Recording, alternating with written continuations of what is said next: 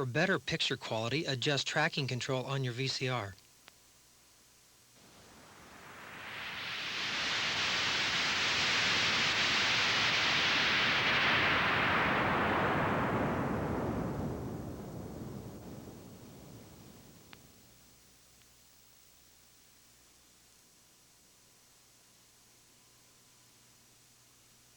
Petty, Allison, Waltrip. Winston Cup Racing, a sport where great drivers become great legends. Now you have the opportunity to take a look behind the scenes at some of racing's best through the Great Legends of Racing home video series. Each volume will introduce you to one of NASCAR's celebrated families. Join Benny Parsons as he takes you down on the farm with Darrell and Michael Waltrip, to Level Cross to meet the legendary king of racing, Richard Petty, and his son, Kyle. Benny travels down to the heart of Dixie and the home of the Alabama gang with Bobby and Davey Allison. The Lone Star Racing legacy of the Lebanis unfolds with the 1984 champion Terry and Winston Cup newcomer Bobby. Don't miss any of the action. Collect the whole series. For more information on how to get your copy, call 704-541-6600 or write Great Legends in Racing, 7621 Little Avenue, Suite 516, Charlotte, North Carolina, 28226. Now you can own the definitive documentary on the King, a production as hard driving as the man himself, Richard Petty, the legend. This limited edition 2-volume home video includes the official Petty collector's card. And if you order now, you'll receive this free commemorative poster. To order, call area code 704-541-6600 or send $38.95 plus $5 shipping and handling to Richard Petty, the legend. 7621 Little Avenue, Suite 516, Charlotte, North Carolina, 28226.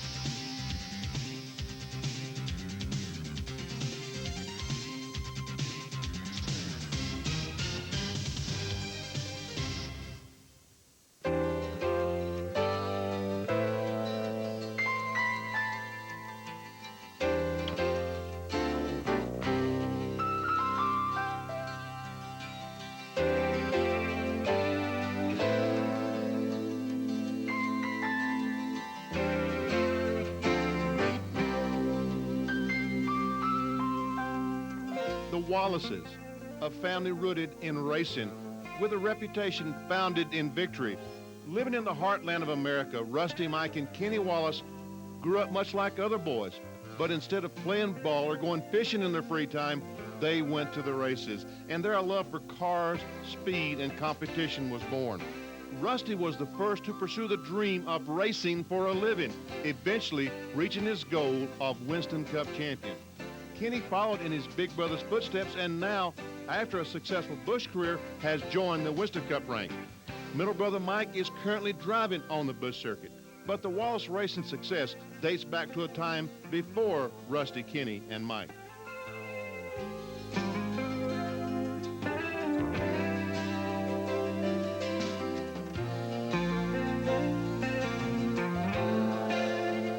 My father started racing things. He was a racer? Yeah, he was a doggone good racer, too. He won the championship in St. Louis, Missouri, and over at Granite City, Illinois, which is a dirt track over there.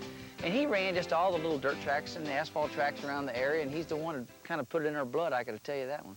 So did you work helping him go to the races? Yeah, Kenny, myself, my brother Mike, we all worked. We were Dad's pit crew. And he won so many races, and he was really popular. Then we got involved in it. We started building our own engines there at the shop behind the house and building our own cars. And it just evolved from there.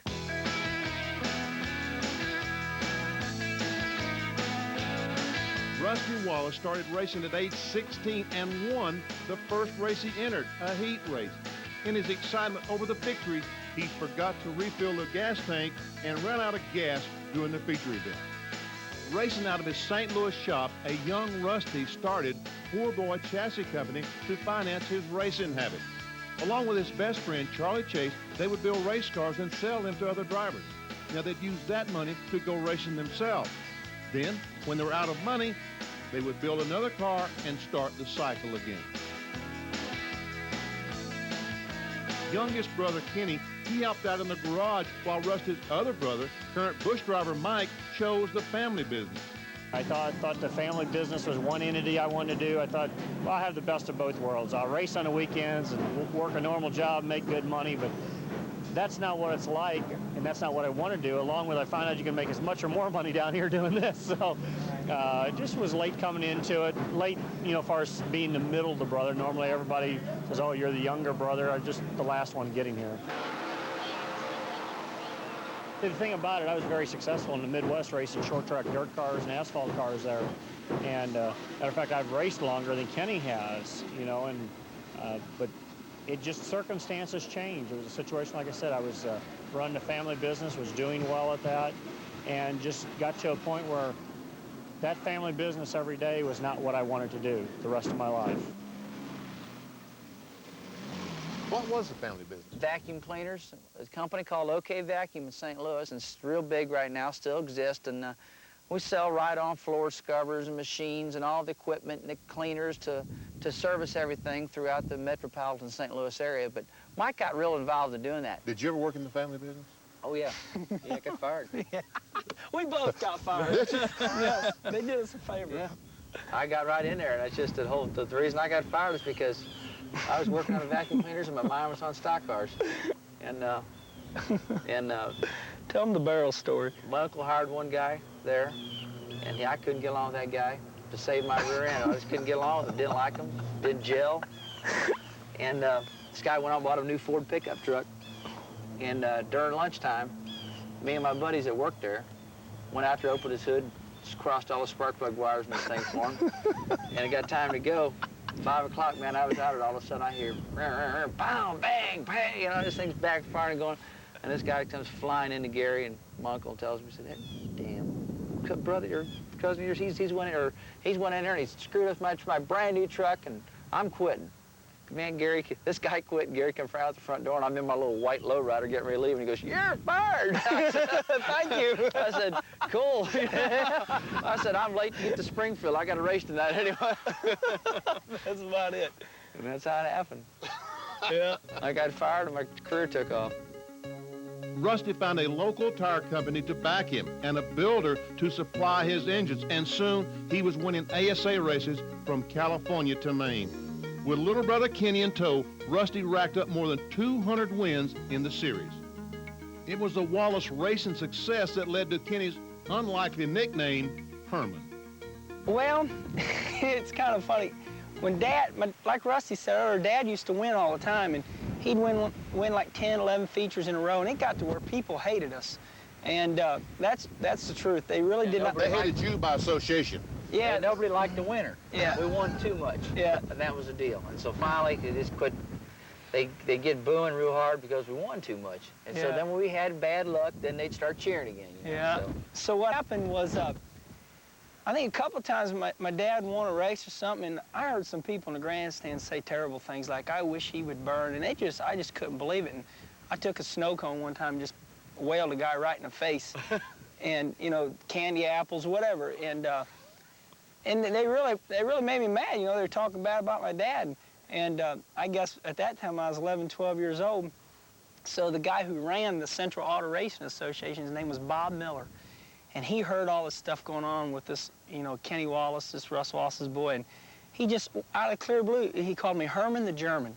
And I guess maybe in some cartoon character, Herman the German was like, you know, some ornery little kid. And now it's short for Herman. Everybody calls me Herman.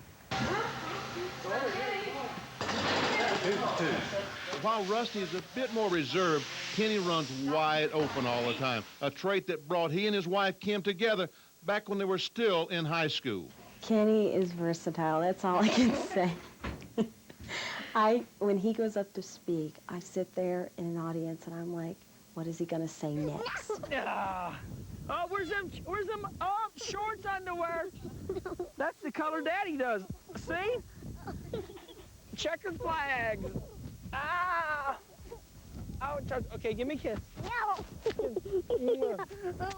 Silly girl. You know, nothing really embarrasses him as far as, you know, acting silly or whatever, but that's kind of how my kids, I mean, he acts with my kids, dancing around and acting silly with them, you know, but he does. He can make you laugh. He's always on, like I said, on an upbeat.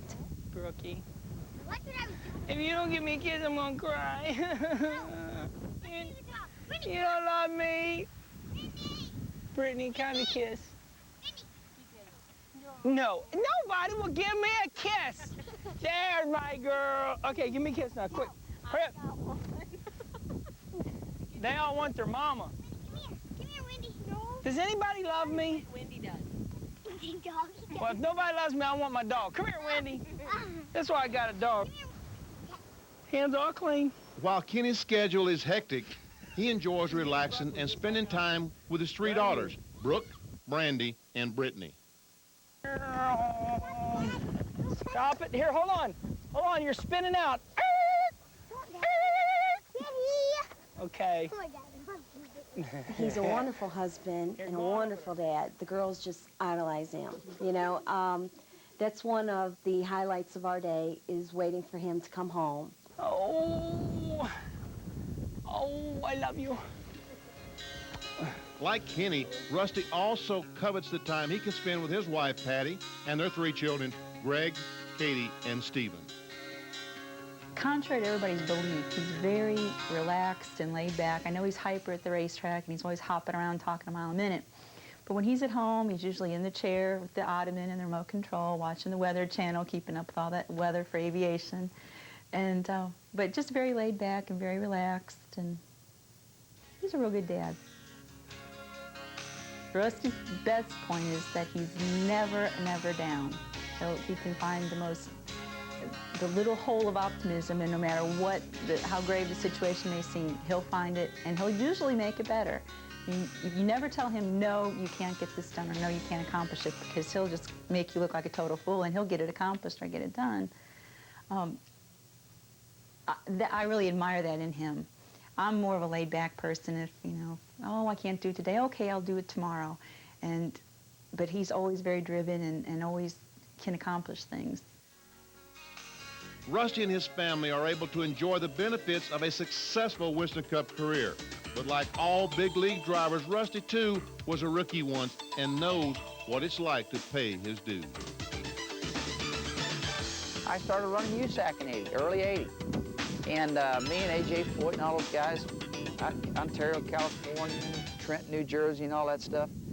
And then Don Miller, which is my business manager and a big buddy of mine and my partner now, he was working for Penske back then, selling apparel and doing some sponsorship work. And he talked to Roger. He said, let's take that Caprice we got out back that we bought, that we're not going to do anything with, and let's put a motor in it and fix it up and hire Tex Pyle and some other people. Let's try to run that thing.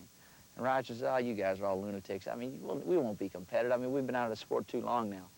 Well, we put that baby together. We went to Atlanta and tested, and then went back for the race and qualified 7th and finished 2nd in the race. And man, holy smokes, we were off and running then. All of a sudden, it didn't come together. It took another 2 or 3 years. It didn't come together because it was a first-time deal that happened, and his IndyCar team was really hot, and everything was going good, and we were running that stock car out of that IndyCar shop. And right after that good fortune in Atlanta, we just had all kinds of problems after that. I mean, just the car wouldn't run, and we wrecked it and tore the drive shaft out of it. I did wrong things. I didn't know how to drive one of those cars. I mean, I had a good handling car at Atlanta, and I took it I ran good with it, you know. Qualified 6th. There's a lot of drivers out there that if the car's handling perfect, they can drive it, but if it's not handled, they can't do it. And the key nowadays is understanding the chassis, understanding how to win a race. There's a big difference between racing and understanding how to win. That's why experience is so important, isn't it? Yeah, I tell you what, that's one thing about Winston Cup. I mean, it's not how old you are, it's how smart you are. And the older guys tend to run better most of their time because they understand the tracks, they understand the chassis, they've been there, they know what's going on. And this sport's physically demanding, but nothing like, I don't compare it to a stick and ball sport, you know. I mean, when you get in that car and it's 120 degrees in that baby, and you're out there for 5 hours, like you well know at Dover, Delaware, and Rockingham, and the Southern 500, and Talladega, and all that. You know, now we got windows in the doggone things. It keeps hotter yet. Worse. Yeah, but I mean, it's been a long time coming. Rusty grasped the concept of understanding how to win. and soon was one of the hottest drivers on the Winston Cup circuit. Teaming up with the Blue Max team in 1986, Rusty won 18 races in 4 seasons and the coveted championship in 1989. 1989 proved to be a pivotal year for Rusty Wallace. Now, it might be true that people don't like people who win too much. At the Winston that year, Rusty and Darrell Waltrip got together on the final lap.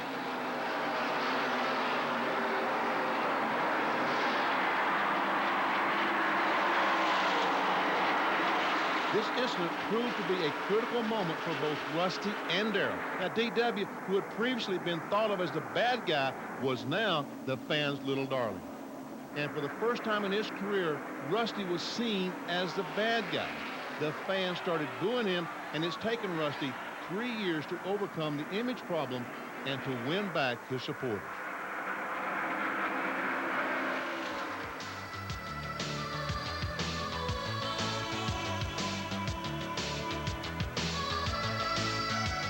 Kenny's start in racing came preparing cars for Rusty.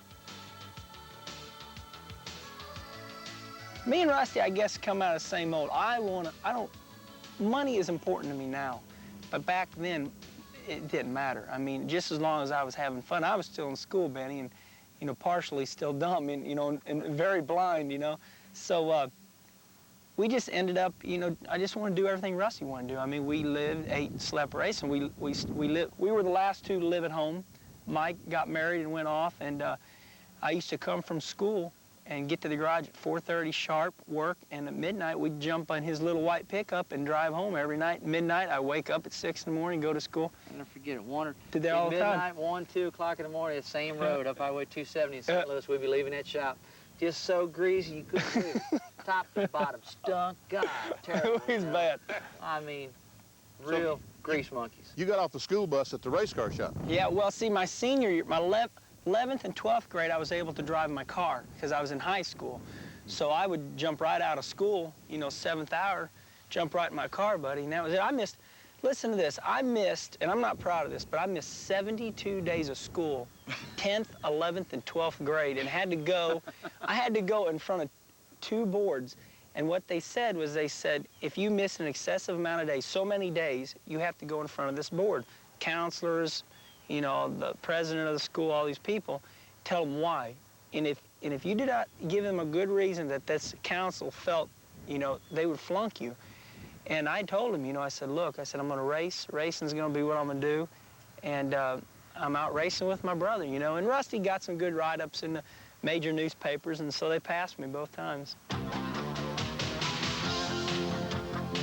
Kenny made his racing debut at the Street Stock State Championship in Springfield, Illinois. Driving Pat Walsh's car, Kenny surprised a lot of people when, just like brother Rusty, he won his first race.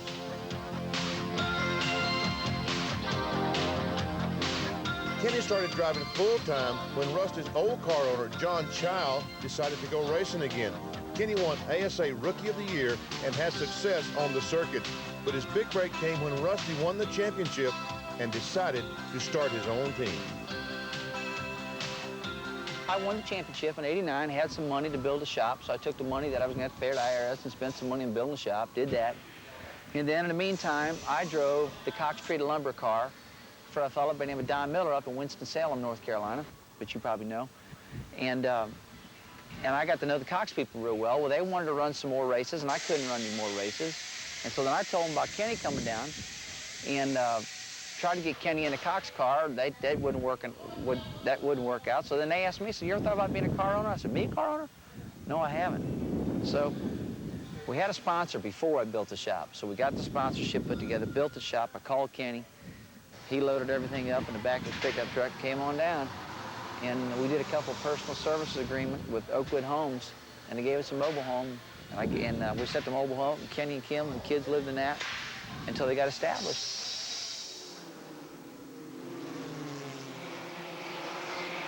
And Kenny Wallace will do it. He will win his first Busch Grand National race here at the Volusia County Speedway. Your Spring 200 winner, Tommy Houston, comes home second.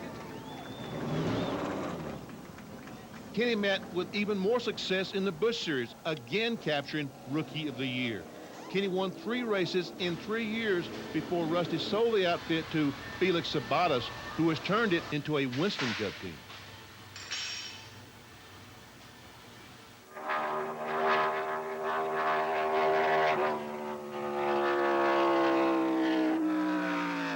It was Felix who gave Kenny a chance to get his feet wet in Winston Cup back in 1991, driving for the injured Kyle Petty. Now the stakes are higher, the competition stiffer, and the speeds faster. The one constant, Kenny's upbeat outlook. We're going to go from one end of the spectrum to the right hand of the grandstands all the way to the left. Got to get all these fans happy. We're going to give away them handbags. Kenny's the same guy. He will never change. He will never change. Kenny is probably the most likable person, not just because he's my husband, but he's probably the most likable person out there. He's friendly to everybody, and he's always the same way. I guess we're the first race car driver team to ever do this, huh? It's kind of wild. Hey.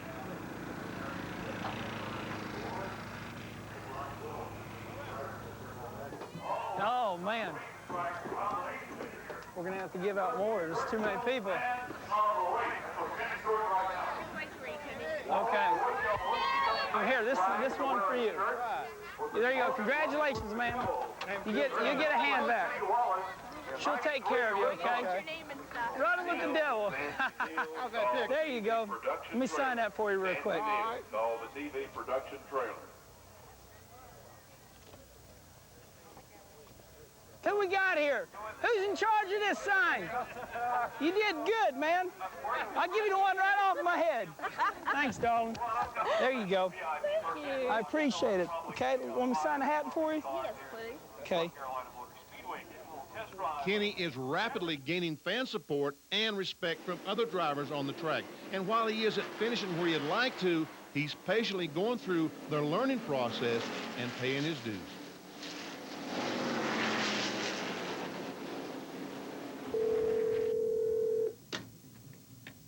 Good afternoon, Penske Racing. In 1991, Rusty Wallace and Don Miller struck out with Roger Penske to form a new Winston Cup team. While they won a respectable 2 races in each of the first 2 years, for some of Rusty's fans, that wasn't enough. 88, I won 6 races. 89, I won 6 races. And there is a gillion people out there that haven't won 1 yet, okay? And so I go the next year, Jesus, I only sat on 3 poles. Jesus, I only won 2 races. And they go, what is wrong with Rusty? He only won 2 races this year. And I'm going, let's back up and think about that for a minute, you know?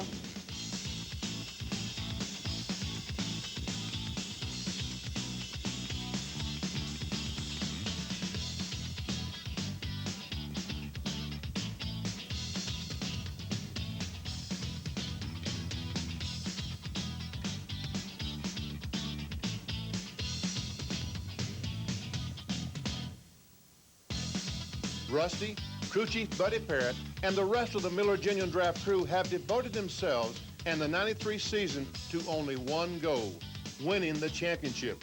Rusty dominated the first 8 races of the 93 season, starting with a win at Rockingham. Winning Bristol from the pole, followed by wins at North Wilkesboro and Martinsville, Rusty owned the month of April. Had it not been for a wreck with 28 laps to go at Daytona, where he was running second, Rusty would have finished in the top 5 in each of his first 8 starts. Rusty knows these results are the first fruits of the team's decision to win. I never realized a new team was going to be this tough to get going.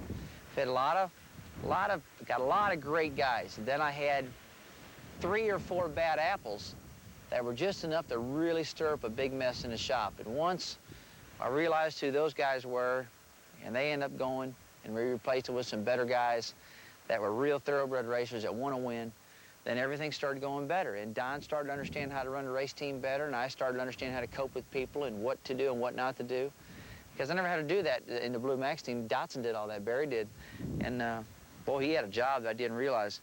And that got better, but then we still weren't there. And then when we hired Buddy, then the team finally turned instead of everybody having their own opinions how to do things, then they started putting all the respect in Buddy. Buddy demanded respect from him, and they gave him the respect. They knew what to do. The cars were prepared on time. Everything was going good. Then the second half of '92, man, we took off. And then the end of the '92 season, we made a commitment. We made a decision to win. It was a lot different than trying to win. The decision to win means more time at the racetrack, less time with their families, more time testing, more time concentrating on race cars and just race cars only. Yeah, I can go on and on about what the decision to win compared to I want to win does to you. We did that. We changed engine programs. We let Mike Kennedy in High Point, North Carolina, build all our Talladega and Daytona engines, so that would leave my fellow David Evans free to do nothing but these type of engines for Charlotte, Michigan, short tracks. Then we got an extensive workout program. The guys over pit road are fast as lightning now. The car's better with the new nose and the tail. Well, those three things right there, and then the fourth thing, me getting on a big exercise program and really saying, hey, this is it. I'm going to talk this stuff, say I can do it, and I'm going to back it up.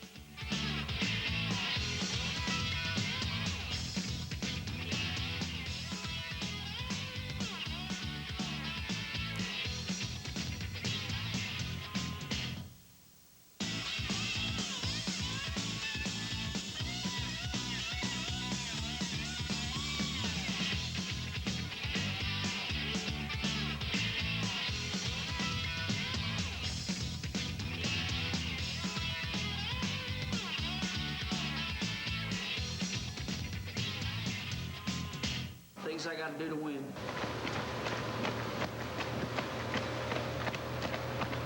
The legs feel tight today. Observing Rusty's racing success, Kenny has set a course to follow his brother's lead.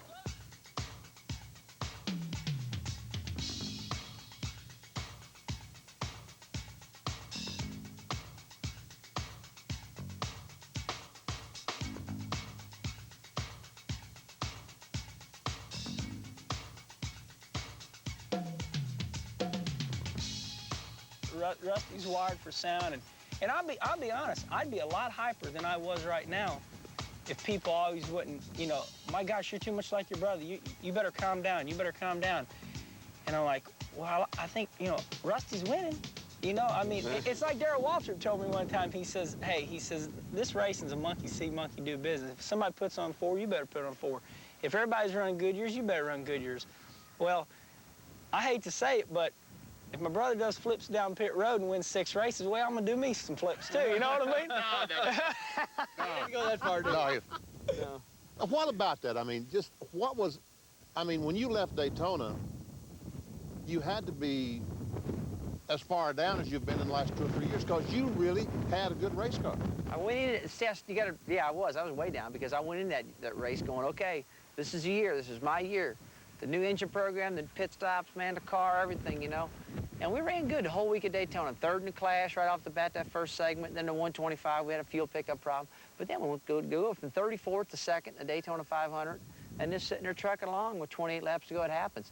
But the big decision, the thing that didn't kill us is that we made that decision to win when we went in there. We made that decision, we're going for that championship.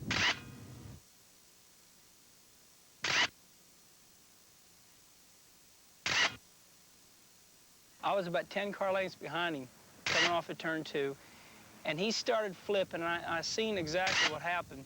And, you know, just kept being a racer and went on, but was pretty well sick to my stomach. And I guess when I come around the corner and the car was sitting there, you know, I was just, you know, just really concerned, got on the radio, asked my guys, you know, how he is and everything, and they calmed me down, I guess. You know, I don't know, I guess my voice gets a little high-pitched when I get excited, and, you know, it concerned me, you know, a whole bunch. You know, I mean, it's one thing being what they call a Bavarian, you know, just doing your job, but, you know, we all are people, and, you know, he could have been dead. I mean, Rusty could have got killed in that crash, and, you know, I got a job to do, but the crew told me he was okay, and that's the first thing that went through my mind. Is he okay, or is he dead, or what?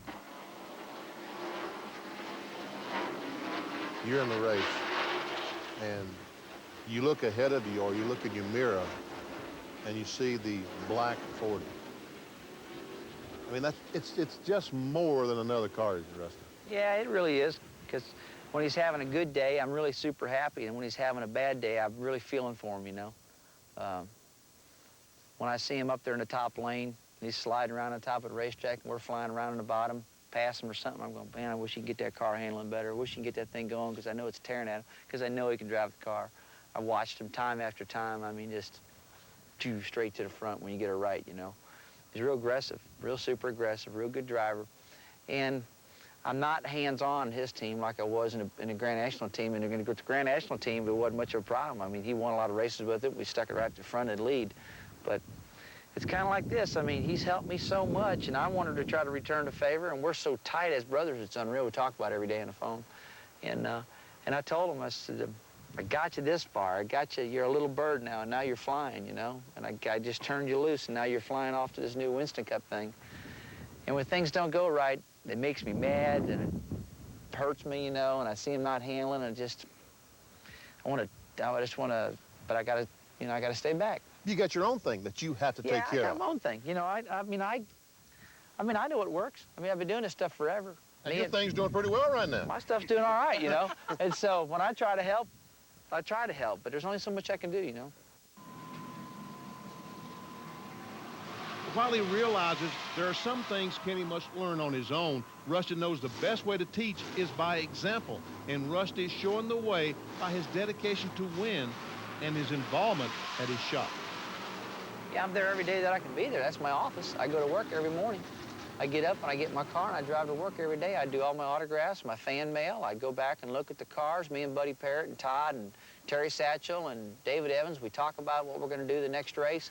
We talk about carburation. We talk about headers. We talk about, I give David all the feedback that I can. I'm no motor man, but I know what they feel like. I know if I like it, if I don't like it. Give them that feedback. We make a decision. We sit in Buddy's office. We feel out chassis setups for the next race, what we're going to go there at. We look at our past records and looked at how the car was and think how to improve it. Yeah, I'm there all the time. Being a rookie, and because he wants to win, Kenny is eager to learn and pays close attention to the information Rusty teaches. Benny, you know, as this interview goes on right now, we're just starting out totally. Rusty helps me out a lot and gives me all his setups to the T.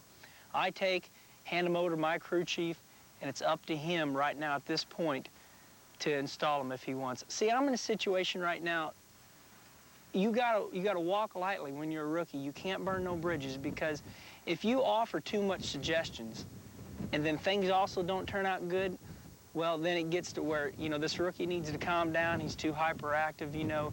He's this and he's that.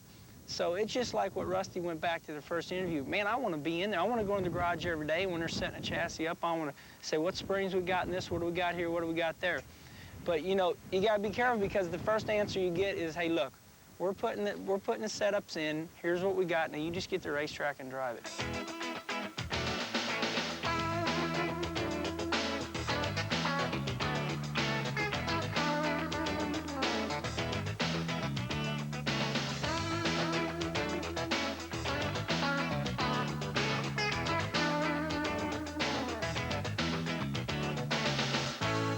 Not only is the pressure on to perform against more experienced drivers, there's also the pressure of working toward Rookie of the Year.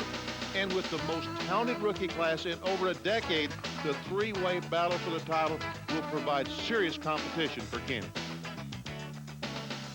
You know, Benny, somebody, I believe it was you, asked me that Daytona at a radio show, you know, do you wish you would have picked another year? First of all, I'm thoroughly glad that this is the year I picked, because, you know, you can win Rookie of the Years and you can lose Rookie of the Years, but, you know, if you're running for Rookie of the Year by yourself, you just automatically get Rookie of the Year. I have won every Rookie of the Year I've ever entered, ASA, the Busch Grand National Series. Right now, I'm thrilled to death to be in this race. Whether I win it or I lose it, it absolutely does not make one bit of difference to me. Now, there are people that want it to make a big difference to me, because they can't conceive that it really doesn't bother me. I have people every day that, oh, Jeff Gordon this, oh, Bobby Labonte this. And if I don't give them the correct answer, or the correct way they want me to answer them, then they feel like it's bothering me.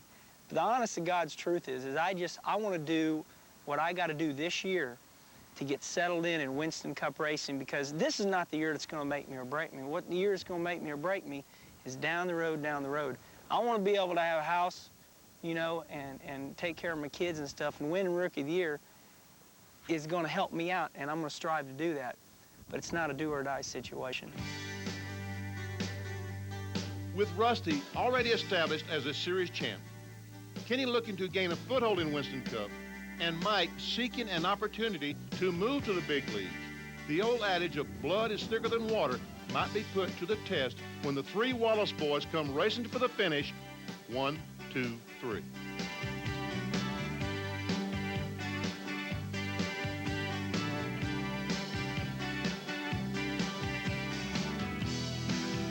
I just hope one of us wins. I mean, we'll race each other. I mean, And, are you really going to race each other, or is it you going? If you're leading the race, is Kenny going to sit there in second place and be supportive of your winning, and is Mike going to be content to sit there in third and say, "Okay, guys, go ahead, you're first and second"? Gosh, I don't know. I'm saying yeah. I'm saying yeah, but God, I want them all to win so bad it's unreal, you know. As long as you're first, you say yeah. But if you're third, what would you do? Gosh, I don't know. Hard to say. Hard to say, really hard. Just got to race. Let me tell you, Because Ben, it's not that I'm going to go out there and just race and do what I want to do. I could be sitting there in a situation saying, okay, Rusty, you've won. How many races have I won? I won 23 Winston Cup races now, and a championship, and 220 short track races. Boy, I sure, and Kenny's sitting there leading the race, and I'm riding his bumper, you know, and I'm going, I'm just not going to press. I'm going to let him win this thing. I might want to say that, okay? But Jesus, the first thought out of anybody's mind was, oh, the crew would be going, you could have won that race. You threw that race, you know? And I wouldn't want him saying that, you know?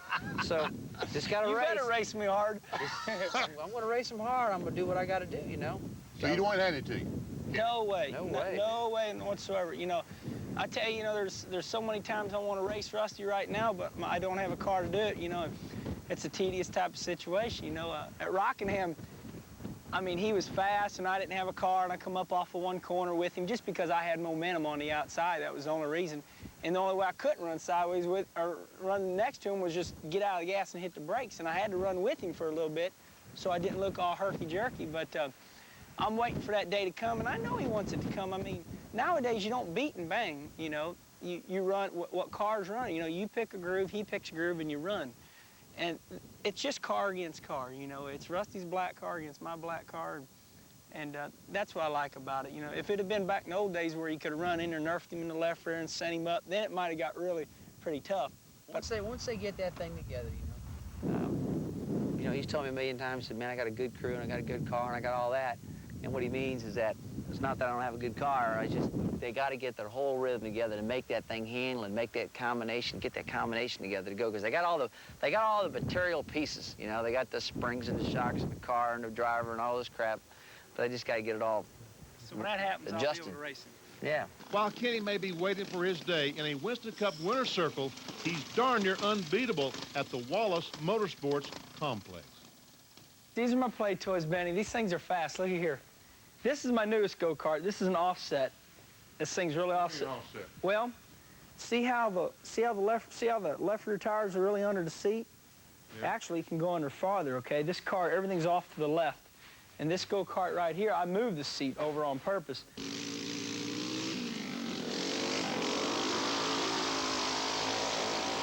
I built a 10th mile go-kart track out behind my house, and it's high bank, fully lighted. It's a real go-kart track. We hold a lot of big races out there. And I guess the reason I run go-karts is because, first of all, I just love to race. I'd race all the time. It's a way to get all my buddies together and simulate what you really do. You know, if you know, on the racetrack, you can't run into people, you can't do this. We get out there and just have a big old time. What we do, Benny, is line up, put all the trucks and trailers in it. That's like pit road down here. You come up, you jump right on here, you know. And we run 2 wide all day long here. Run about 8 carts. You know, 12 carts would be a feature. See, here's the deal, Benny. Ain't nobody can beat me right now. Kind of like home track advantage. Yeah. So I run this one all the time. And when it gets to where the boys start whooping up on me, then I'll bring out this one.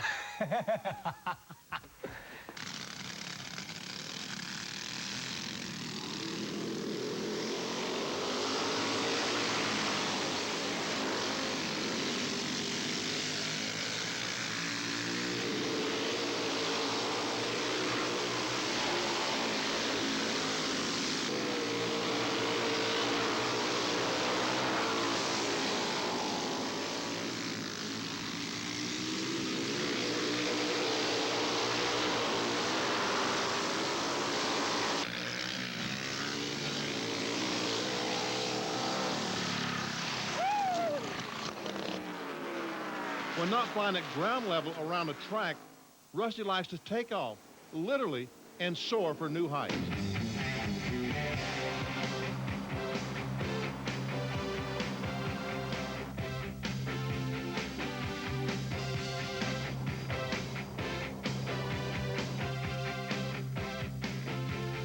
I like to fly my airplane. I love flying that thing, and I'm always in it all the time, going back and forth to different business functions or speeches or whatever. And boy, when I get called to go out of town to do something, it really doesn't upset me a whole lot because one of my biggest hobbies is flying that airplane. I get to get in my plane, and it's enjoyable to fly to the races. It's enjoyable to come home from the races. It's enjoyable to go out there and get the vacuum cleaner out and clean it up and look at it and fire the motors up and stuff like that. I just love aviation big time.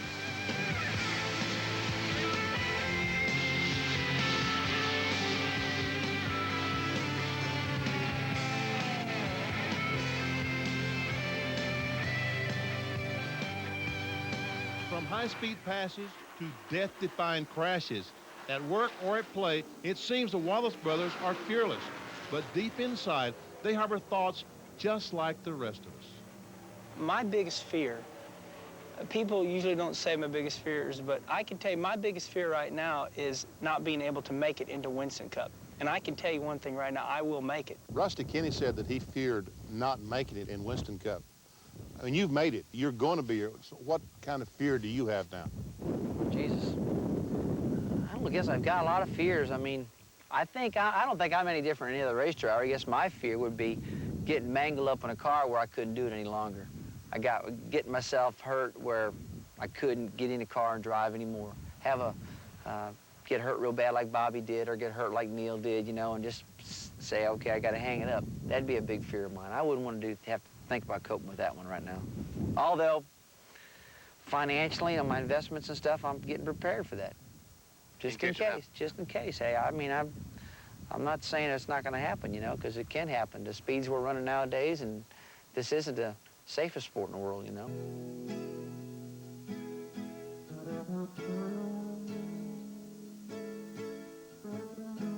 At the end of the 1992 season, we had one of the very best race car drivers that we've ever had. Richard Petty retired.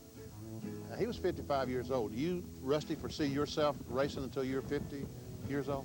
I foresee myself racing until I know that I'm real competitive, that I can keep going like Harry Gant's going right now and win races every now and then and stay strong and be a top contender. Yeah, I enjoy it too much. And like I said earlier in this interview that, this isn't like anything else.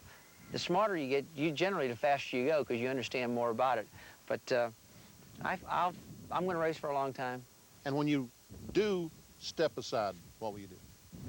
Well, I've been planning for that time for a long time now, and but I'm not planning on exercising it. I've got a couple car dealerships right now. I had one, I bought one about a year and a half ago, a part owner of one, and I bought another one 2 weeks ago. And so I'm involved in the car business a little bit. And my aviation business, I plan on, once the new airport in Cabarrus County gets going, I plan on getting more actively involved in air charter. And so aviation and the car business are the two things I'm looking at right now. You still have a race team? Oh yeah, I think I will. As long as the team can win and be up front. I don't know. I just don't know how much interest Penske would have in wanting to have a stock car team if myself or Don weren't involved in it. It might be one of those deals like, well, once Rusty goes and if Don does something different, then hey, that was fun, and I'll keep my concentration on IndyCar racing. Kenny, you want to drive just on and on? Well, we're talking about a long time down the road, I understand. A long time down the road, I think that, the kind of money that's out there nowadays, you put away a lot of money. When that time comes, you decide what you want to do. I've always been kind of crazy, and I think I'd like to be into stuff like you're doing, Benny. I'd like to commentate, and stay involved, maybe own a race team, but too early for me really even to think about that. But put away my money, and like Rusty says, save it for a rainy day. When that time comes, then I'll start thinking about it.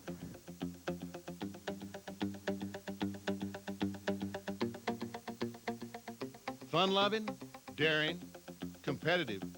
Whatever words you use, it's impossible to describe the Wallaces without using winners. See, Ben, here's the way it worked. My like we've said it about 3 times in this interview, but my dad won all the time. He didn't win a little bit. He won all the time. When we run second, we'd all get in that, truck and go home and all be bummed out. Dad won all the time. He was like Ralph Earnhardt, won all the time. So see, if Dad would have finished second and would have won and would have finished fourth and would have won, then that's what we would have been prone to. We grew up to win because winning is so much fun. Just like you did, Benny. You've won a championship, you've come a long way, and everybody else has. That's how I explain us. We grew up to know how to win. We're miserable a lot of times because we want to win all the time, but that's the sign of a good racer. How do you describe the Wallaces? I mean, what makes the Wallace brothers have such a tough mindset? Rusty? Just love to win, first of all, that's what we grew up doing. It's all I know. I mean, I grew up racing. Kenny grew up racing. Mike grew up racing too. But Dad, I mean, he started us all off, and it's all I know is racing, racing, racing. And I've been through all this controversy, man. I mean, I've seen it. I watched my dad go through it because he won so much, and I watched me go through it because some of my, wild driving back in '88 and '89, and I watched it all, so I'm aware of what it takes, the ups and downs. But we're just driven to win. We want to win real bad, and we're real mechanically inclined. We're always building our own cars and working on cars, and like to be hands-on and understanding everything. I don't do the work on the car. I get involved in a lot of decisions on the car. The mechanics do the work on the car, but I'm just driven to win.